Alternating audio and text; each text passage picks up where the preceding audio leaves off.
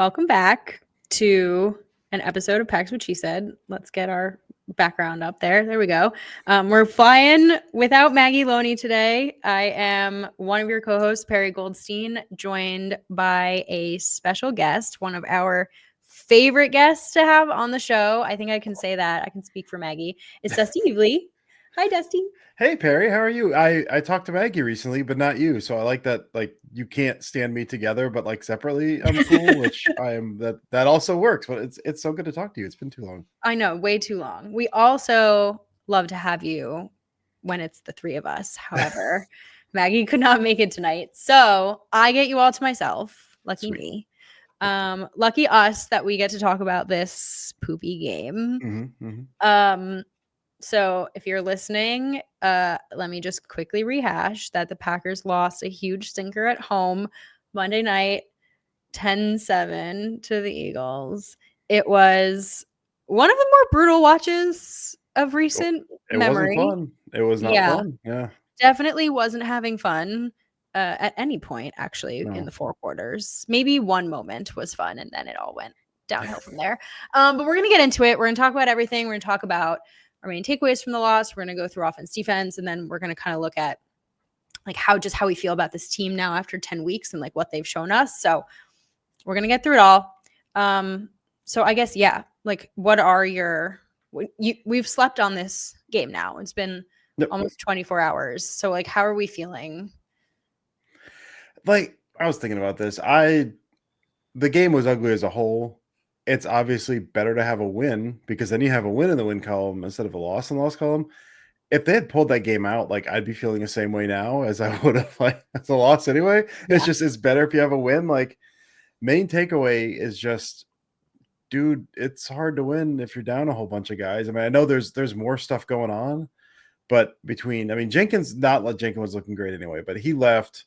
Ryan looked better, but like that O-line's been an issue. It was an issue against a front four against the Eagles that got better with Jalen Phillips. And I was like, well, how much better will they be? Well, they looked a decent amount better. And then the line just hasn't been good. And then you got the pass catchers. I mean, Wicks was out there. Wicks looked good because they had to force feed him a little bit, but I don't know if you get on NFL Pro at all, but they've got like, if you look at the play-by-play, you can filter by personnel grouping. And there's way too many of like one running back, one tight end, two wide receivers, one DB, just because I had Bo Melton out there so many times. It was too much Bo Melton. It was, but at the same time, like Malik Heath is also bad. So I'd rather Bo Melton than Malik Heath. And then I say that, then Bo Melton drops a pass. I'm like, well, maybe if it's Malik Heath. So it's just, but then I think Dobbs goes down, which I still haven't heard anything about Dobbs. I have no idea what the Dobbs thing was. And then you're down. You don't have Kraft. You had too much of with the tight end Wiley, however you say his name. Musgrave I thought was fine, but you can't do the two tight end sets anymore. Like you can't lean into that because you don't have Kraft and the secondary guy. Like now it's Musgrave and Fitzpatrick and Wiley. Like you don't want to do that. And if you go three wide, then you got to put Melton out there. Like it's just they're just stretched really thin at a couple key positions there, and it really bit them in this game. Like even they had a chance to win, but it's just. I don't know, man. Like they're struggling anyway, and the injuries just made it very hard for them, I think, to operate in either way. You want to live in the 12 world or the 11 world, and they couldn't do either because of the personnel. Yeah. So is that like, if you are to pinpoint one thing that you would say about like this loss, it's like they just didn't have the horses. That's part of it. The other part of it is when you got guys and you got them in position, and I'm a little more liberal with my charting of drops. Like if you look at PFF or something like that, they tend to like, there was 2 drops in this game. Like, no, there wasn't. I tend to be like, if it hits him in the hands, it's a drop more or less. Yeah. There's 5. There's five, potentially 6 drops in this game that went for 116 yards. Like, I mean, that's it. One of them, I doubt PFF charted as a drop, was the one that at first drive, Christian Watson like turns to break up a pass. There had to be wind, right? It just hits him in the back of the helmet. I've never seen that before. He ended up being a DB in that play. But like it hit him in the back of the helmet. He turned to catch it. So it must have been, there had to have been something weird with the wind. Like that, it looked like it was going further than it was, is my guess. Then you had like Dobbs and Melton back to back, 3rd and 4th down.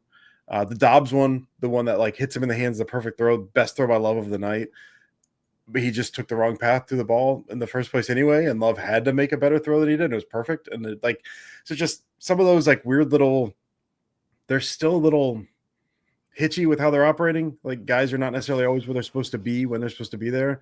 But then when they are there, I mean, against a team like the Eagles in conditions that it was, when apparently they didn't trust their kicker, it's hard to win anyway. If you're dropping 5 passes, dude, like, and some of it is like, well, Melton was on the, well, Melton used to be a wide receiver and you hit him legit, like in you the chest. numbers. Like you can't, like, Yeah. quarterback should be able to catch that, man. I don't care how you classify him now. So Yeah. I think those are my two main things. Just catch the ball, and then it's hard to operate when you don't have the horses. Yeah. That's good. I mean, I didn't even have that one on my list. Although it's important. I mean, God, I have a lot of takeaways from this game. I mean, mine, I guess, and it's obvious and everyone's been talking about it. So I'm not really like going to have any groundbreaking analysis here, but I just think it's really important to talk about the offensive line because I just feel like a lot of the things that everyone is complaining about kind of stems from the line, right? Like they've been having trouble run blocking all season. Like this is not a new thing, and the Eagles front is quite good. Mm-hmm. So you knew extra that they were going to struggle more in this game, and just leaned even more into the run game with Josh Jacobs, which at first looked like it was working, but obviously was not really working. I'm sure he averaged what, like 3.5 yards per carry or something bad like that. Yeah, 3.5. Yep. Yeah.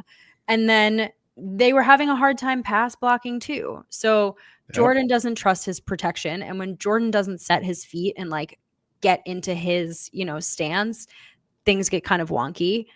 And I think more than that, Matt probably has a really hard time calling a game when you can't pass block and you can't run block. And you also don't have, to your point, your ideal personnel. Now, I feel like they had so many opportunities in this game. Like it wasn't a blowout, right? No. It wasn't like all of a sudden, it's 21-0 and they're playing from behind, and then you're being created one dimensional. Like Matt had all game to adjust his game plan and what he was calling, and eventually he kind of did. I mean, I feel like on the very last drive, but it was too late. And, it also, again, it doesn't help when you're having bad execution, when your quarterback has the dumbest fumble on the face of the planet in the red zone. So I think there are some things that are Matt and there's some things that are the personnel, but like the takeaway is that just like it's all bad right now. It's just all not working on offense, like at all. And that to me is the hardest part because you can't point to something and be like, okay, if we fix this, it's all going to get better now. It's like we have to fix like 4 or 5 different things. Well, it's tricky because it is like it's the precision and the consistency of it all is like if you can fix that, you're good. But like it's hard to fix that. And like they've been such a boomer bust offense for the past like since Love has come in, where it's big play hunting, and Love can do the play to play stuff, but with such a young team and these guys still like.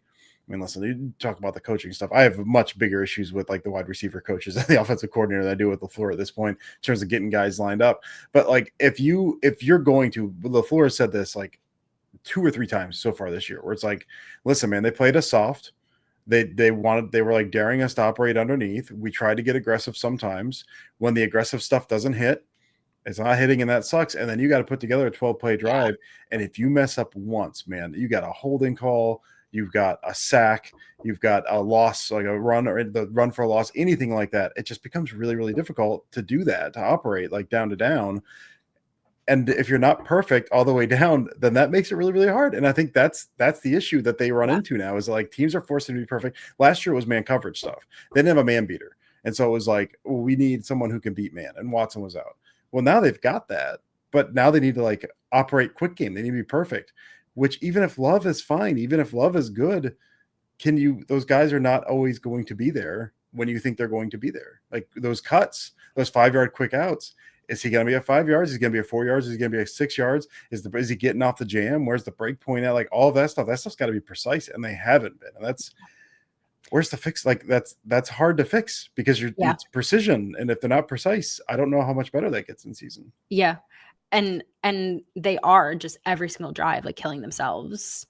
It's a little bit of like again, I feel like this like catch-22 with everything with the offense right now, because again, you're not, you can't lean on your run game to give the, if the pass catchers are having a bad night, you can say like, all right, we're going to ride. Like, this isn't like a Jonathan Taylor situation where the Colts can just like, they don't even need to pass the ball, right? Like that's not the situation that we're in. We're barely getting, and we're not even close to last season. I mean, last season, the only saving grace of this offense was the run game. And now it's the thing that they've lost. And the consistently inconsistent group of pass catchers, you've lost the only guy who's getting you yards after the catch. So basically making things easier for your offense and for your quarterback. He's gone. And we've yet to find the person who's going to step into that role. I really like, I've been saying this for a few years now, and maybe I just don't understand football and I should stop preaching this, but like, I really don't understand why Christian Watson like isn't used like that. Like, I just feel like with his size and his speed, like you get him over the middle with in space, in zone.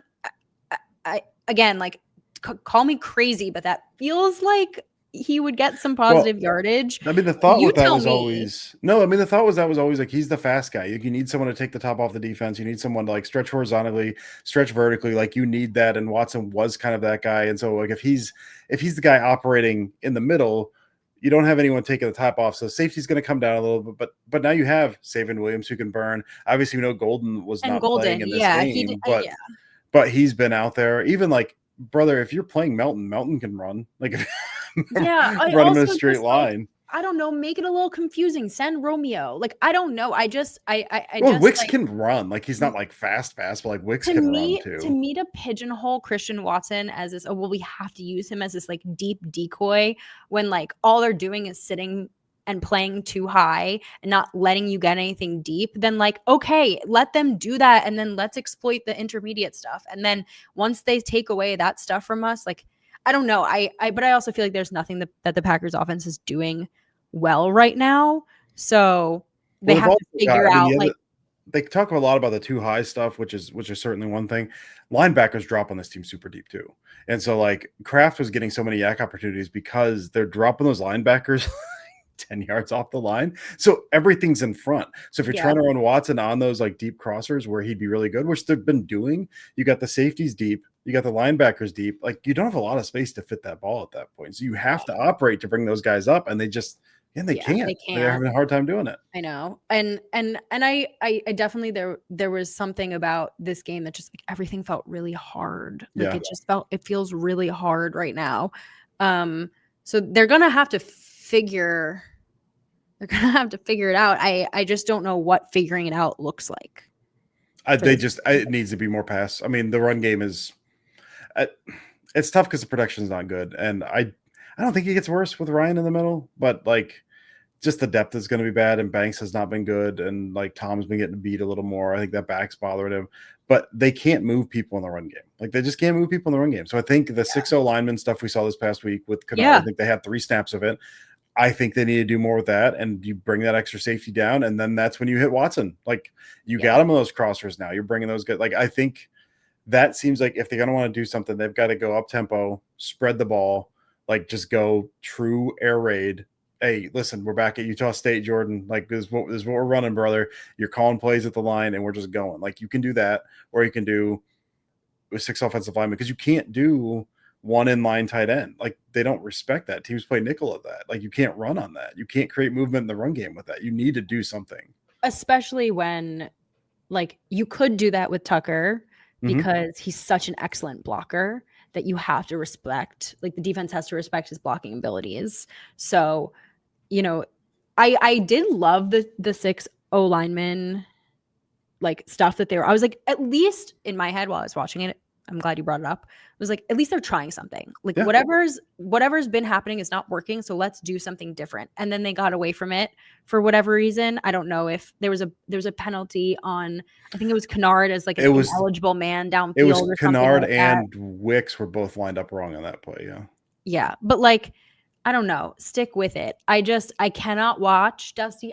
I cannot watch another second and long run. Like I cannot. It makes me want to They've been rip pretty my good at them hair this out. year. They've been pretty good at them this year. That's the thing. I looked at success rate that they've been better running the ball in second and long than passing the ball in second and long. Like that they have been this year. And it's frustrating for me to watch, but they've been better at that than they have been throwing this Okay, year. that's not the answer I was looking for. I don't like it either. I don't like it either, man.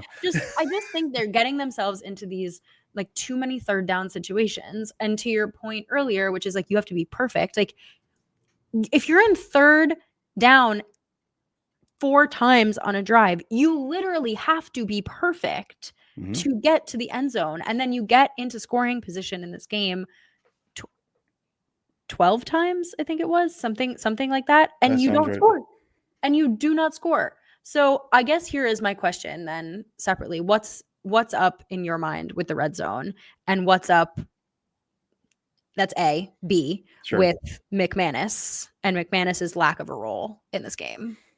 Red zone stuff's interesting because last year they kind of fixed the issues, but they fixed the issues because Josh Jacobs could run. And if you look at like a lot of the top, I actually just did that this past week. I was going to write a piece and I ended up doing it because I ran out of time. But like, if you look at like the top red zone scoring offenses in the league, like Eagles are at the top. It's Eagles, it's Bills, and I can't remember. I looked up the top 3. I looked at all their touchdown plays in the red zone. I looked at all their red zone plays.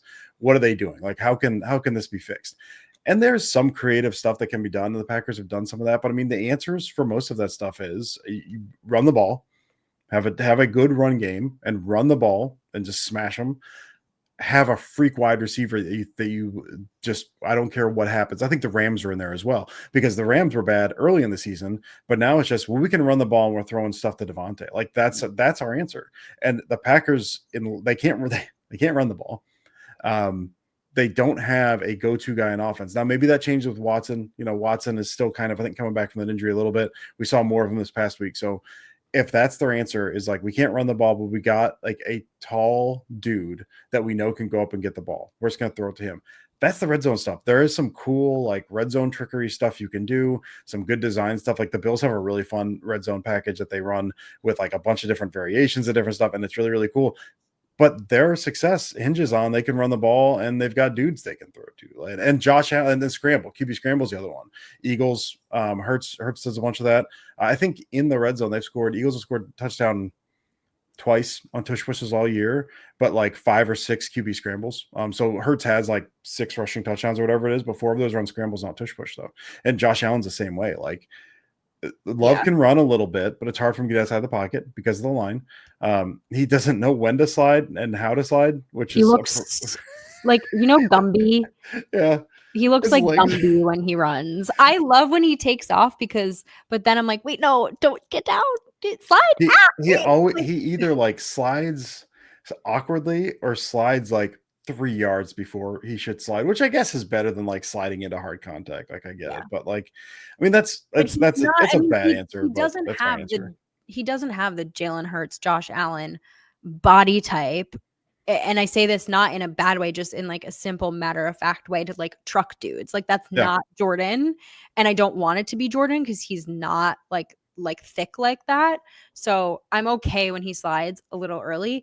It just feels like when he runs, it's like, oh, I got to scramble. Like there's nothing designed for him. Yes. And I would be curious to see like what that looks like if we feel like the run game, if they're like, all right, we got to juice up the run game. First of all, Josh Jacobs running up the gut, it's not working. These like swing passes to Savion Williams, these jet sweeps, they're not working either.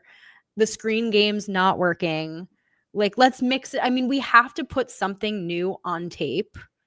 They've got this really cool to like make them readjust. And so like, is it Jordan a QB designed run for him? I don't know. Well, they had early on, they had the zone read stuff that he had a couple of those and they had a really cool one built in. He hasn't thrown it yet, but it's a triple option zone read where he like reads the end, he pulls it if the guy pinches, but then they've got a bubble outside. And so then if he pulls it and someone scrapes over the top, he's got the option to throw to the numbers. It's just basically like it's a throw, but it's essentially like a long pitch. Like they've got that. They've shown that he's not thrown it yet.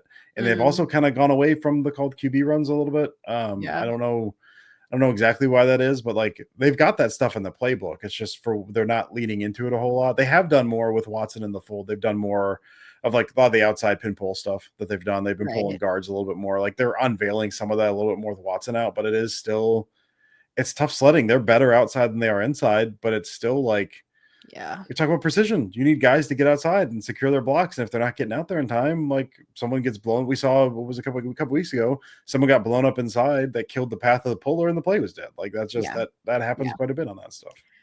Do you want to talk about Matt LaFleur really quick? Because I know you said that your thoughts on this game are you're less concerned, I guess, in general with him, but that's a lot of the discourse right now. So maybe let's like parse through kind of like why you feel that way and maybe why people should like kind of take a deep breath on this. They're not going to, Perry. They're not going to, but like Okay, well, we can try. if I think of the stuff that they can get that he controls, like the stuff that he does, like I don't know, game planning, play calling, this is play sequencing, like all of that stuff. I still think he's done a good job. If you look at like the game to game plans in terms of like how they're attacking, what they're attacking, why they're attacking it, how they change stuff up, the different stuff they do week to week, I think is really good. I do think at times he gets a little too.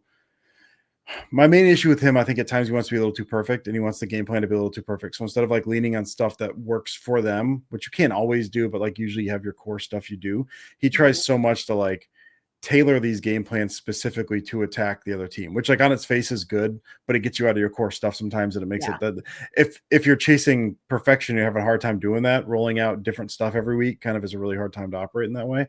But in terms of that stuff, like I think he's been good in terms of like the plans that are out there, what they're doing. I mean, like I've seen people saying this week, well, you know, they're just running the same stuff. It's not true. It's different every week, man. We saw the 6-0 line package this week as well. The play action rate fluctuates depending on who they're facing. The shotgun, the no huddle rate, the pass rate, like all that stuff fluctuates, not just game situation, but game to game, depending on like who they're facing, how that stuff goes early. Like I think he is a very good game planner, game play caller, adjuster. My issue with all of this falls, I think, more with positional coaches, which is one of those like it eventually all comes back to the floor because he's the hired and these guys have been kept around and all that stuff. But my main issue has been the OC. I think like the whole like when Stenovich got promoted from OC to or from O-line coach to OC, I think that's when a lot of this stuff started because I think he was a very good O-line coach, All those details that was like a year after year was like no matter who the Packers have in there, that O-line's going to be solid, dude.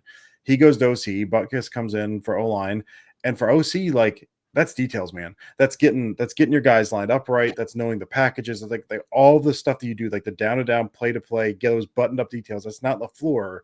That's the coordinator. That's the position coaches, and that stuff has just been dirty since Stenovich just came in. And so that I mean, if you're looking at what issues, and what we try to parse out, like what issues are the Packers offense has, is it what they're running? No, like there's guys open.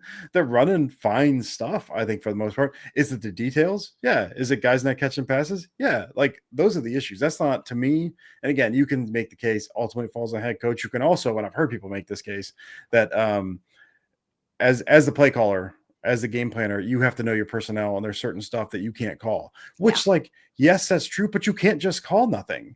Like if you're calling high cross to and it goes to Bo Melton on 4th down. Why are you throwing it to Bo Melton, brother? Because you got no one else out there, and the ball hit him in the chest. Also, like it was a good call. That specifically was the right call. It was just call. Poor execution. But like if you can't call, if you don't have the details right, and you can't call quick game, you don't feel good calling like stick because it's 3-step, get the ball. If you don't feel good at that, they've been running that, but like we don't. Okay, all right, man. Then we got to attack the intermediate portion of the field. All right, man. Well, the linebackers are taking that away, and some of the releases from their wide receivers don't work there well. Like, okay, then we're gonna go 7-step drop. All right, man. Well, protection can't hold up for 7-step drop. What?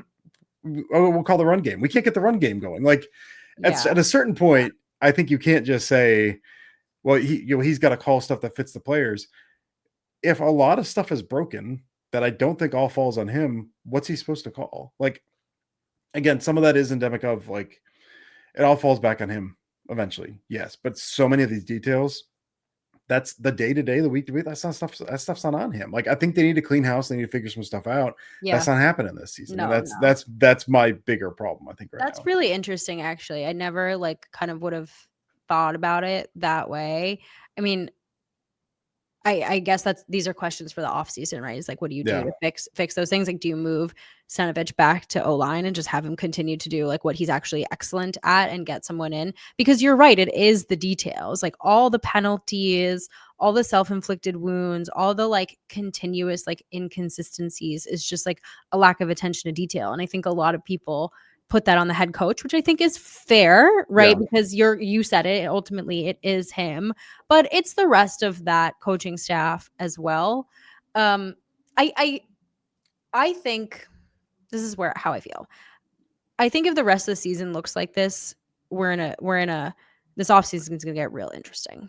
I'm not there yet. I'm just not there yet. There's 7 games left, sorry, in this season.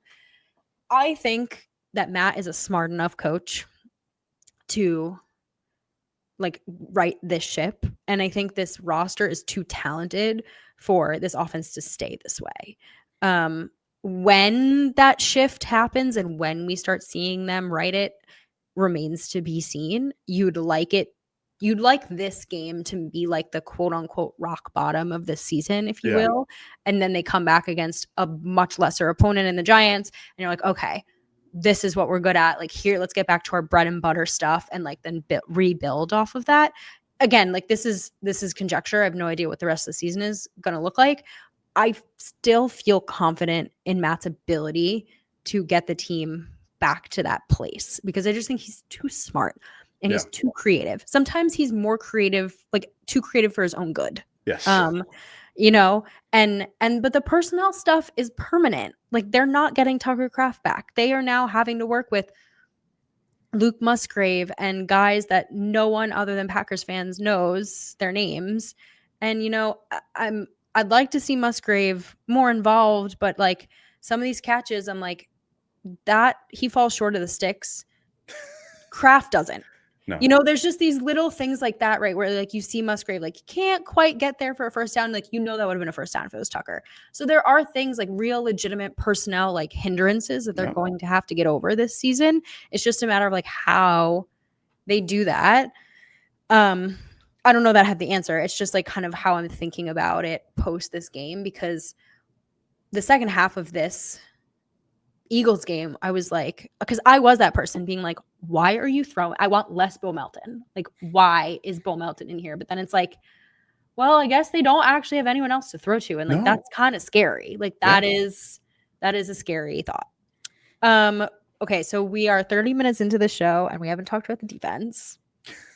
So let's talk about the defense. How about that let's do it for the last bit, because if there was a single positive to take away from this game, it's that this defense played their tails off. Mm-hmm. It's a really, really, really tough offense to take down. They've got, I mean, I think one of the best 3 tandems like in the league and in wide receiver and running back. And this defense gave this offense like every opportunity, even to the end. Like I remember sitting and watching the end of this game and being like, oh, I know this story. The defense, they're going to dink and dunk them all the way down the field and they're going to run the clock and the Packers are never going to get the ball back. But the Packers did. They did get the ball back. Right. So there's nothing. This was a championship level performance. Unfortunately, that was squandered by the offense not being able to put up points. Yeah, I love we got the Edge Cooper punch out, which was cool. I love, like, even if he gets beat occasionally, whatever. I love watching Kerrigan Valentine. Oh my God, like, me too. He just like he's from UK, so like I have that bias towards him anyway. But my goodness, like that man just talks like just the entire way down the field. Like that he can get his hand on the ball, and then he's just talking, yapping the entire way back to. Oh my gosh, I was like, that's that classic DB like flex on him when the ball just like sails over the wide receiver's head. That's my guy right there. Like if you want a cornerback, I want a cornerback who's like gonna get beat, and the next play is just talking to your face. I don't ever bench him. Don't ever bench that man. I want that kind of crazy at cornerbacks. Like that was fun. D-line was good. Wyatt looked good. Got pushed around a little in the run game, but whatever. They had that one that he almost like stole the handoff on, that him and Wooden were in the backfield at the handoff. Like they look good up and down. Cooper looked good. Quay had some good plays. Evan Williams gets beat on that touchdown, which sucks because I feel like he was not in the best position on that, but like, I don't know, they gave up 10 points. It's hard to knock them too much. It was a really fun performance. It sucks that it was ruined by they held them to 10 points and they lost. That should not happen. That stinks. The tough part for me is like in all 3 of the Packers losses, they've given up a total of 29 points in 3 losses. And like that's such a tough pill to swallow because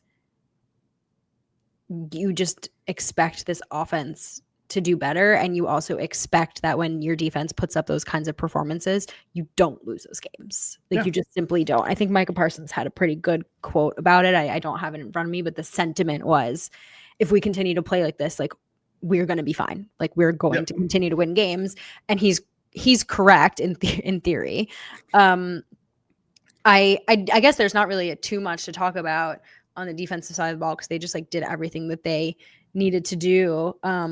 And you just knew eventually like someone was going to break, right? You were hoping it was the Packers, but of course the Eagles were going to end up getting in the end zone. And it's just really unfortunate that 10 points is like a dagger. Yeah, when they put up that 10, I was like, well, that's it. That's the game. I feel like the Packers can win this. But to your point, the defense gave them a chance, man. I legitimately thought it was like this ends with the Packers pick 6. Like that's how this drive ends. This is the only way the Packers win this. And ultimately, I guess it probably would have been. They got that pick 6 that would have won it for them likely. But it's frustrating to see a team play that well defensively. I mean, I'm not going to make this comparison because the offense is that bad, down in, down out. But it's like this is how you get like a defense like the Browns that by the end of the year, whatever it was a couple of years ago, back half of the year, like they were so good and then they just fell apart. So like, why are we doing this? Why are we trying so hard if the offense is good? And I have faith that the offense figures it out. Like it's not getting to that point, but it's one of those like, oh, I can see why this would make a defense fan. Yeah, fair enough. All right, we're gonna end with kind of where we're at with the Packers just from a macro, like holistic view. It's been 10 weeks. We've had just a really odd series of events over these 10 weeks. And I just want your take on kind of where, I mean, now let's see, they're 3rd in the NFC North and the 7th seed if the playoffs were to happen this weekend. The win-loss in this game just swings it so heavily. If they had won, they would have stayed first. They would have been the 1st seed. So to me, that's like enough indication that like there's way too much season and way too much football left to like be making any like determinations if like one game can swing you that much, right? That's why the season doesn't end after 10 weeks. Yeah. But there's like legitimate questions, which we have discussed, and I think a mountain of fair criticism. But if you're thinking like, okay, come playoff time, I think this team can turn it around, or I don't know what the outcome of the season looks like right now. I mean, obviously we'll see how the rest of the season plays out. I think they've got the issues, as we talked about, are not going away. But I do think, I mean, they're a couple shot plays away from like having 2 more wins on their plate. And I think it's well within their grasp with Watson back in. We'll see what happens with Dobbs. We'll see when Golden's back. I assume he'll be back this week. Like if they go back to, listen, we're gonna take shots. Like we're gonna be a little volatile. We've seen obviously the game changes week to week, but like the defense is what it is. I think they will have really good games. I think they'll have games where they get beat a little bit by kind of like smart, more dice up quarterbacks. Like I think that's gonna happen. But I think maybe right now it's been ugly the past few weeks, but I think I have faith enough in the talent on this offense and the floor making adjustments, which again, I think he's doing every week. It's just not always paying off to that they will end up figuring this out enough to like have a pretty good run down the stretch. Now, I don't think in their current iteration with, again, some of the issues, I think with some of the coaching with Kraft not being back, like after 2 weeks, it was Super Bowl. Like, I don't think that's true. I think the cap now is probably like divisional round. It feels like, unless they really figure stuff out. But I think as is, a couple tweaks, play a little better, make a couple big catches. I don't think there are a whole lot of issues. I think they'll be fine down the stretch. I think the ceiling on this team is lower this year than I originally kind of thought it was going to be. Now, if they like win this weekend and then they, blow the doors off the Lions and the Bears and a bunch of like the divisional stuff down the stretch, in 3 weeks, buddy, I might be singing a different song. But right now, it feels like there's a cap on kind of what this team could be, I think. Yeah, I think that's where I'm at too. Is that like, and it's almost like unfortunate that we started the season the way we did, because anything, the idea that they were going to maintain that level of dominance, I mean, the Colts are, so I don't know, but it feels very unrealistic, quite frankly. So no, regardless, it was going to be like, when they came back down to earth, it would be pretty disappointing, which it has been. But that is to say, now with injuries and just like, I think that injuries is like 80% of it, and then 20% of it is just some of these like things that they can't get over. You're right, it's, the ceiling is lower, unfortunately. Now, if I don't know yet, like, does that ceiling lowering mean it's just going to be a lot more challenging to get to where they want to go? Maybe, if they like really, really max out their potential and go on a hot streak at the end of the season. Or is that ceiling, they simply just don't have it this year, and there's just been too much to happen to like kind of overcome, and the NFC is super top heavy this season. Like the Seahawks look good, the Rams look great, the Lions are obviously the Lions, like even the Niners are somehow like making it work. You got the Bucks, you got the Eagles, so it's just it's a top heavy team, and you're going up into the ring and you're having to like knock people out. Like, you are only winning this with a KO, and I just don't see, the Packers don't have the KO in them right now. I mean, the only thing I'll say, as you were talking, and I was thinking about, I was second guessing everything I just said in terms of what the ceiling is, because it does feel like there is, but at the same time, like, if they get stuff, dude, just like 25% better on offense, where they operate a little bit, because they're moving the ball. They're moving the ball pretty well. Let's make dumb mistakes when they get in the opponent's territory. If they clean it up 25%, the offense gets a little better. They put up some more points there.